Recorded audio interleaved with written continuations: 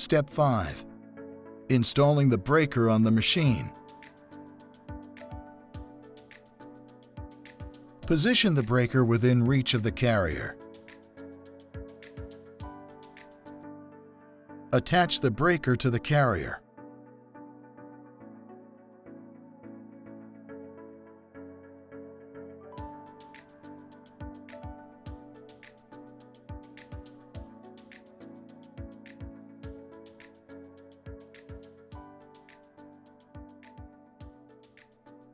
Ensure the shut-off valves are closed on the carrier.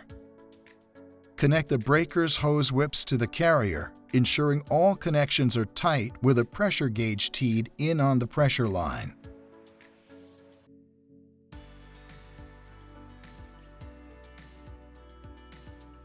Ensure the shut-off valves are open on the carrier.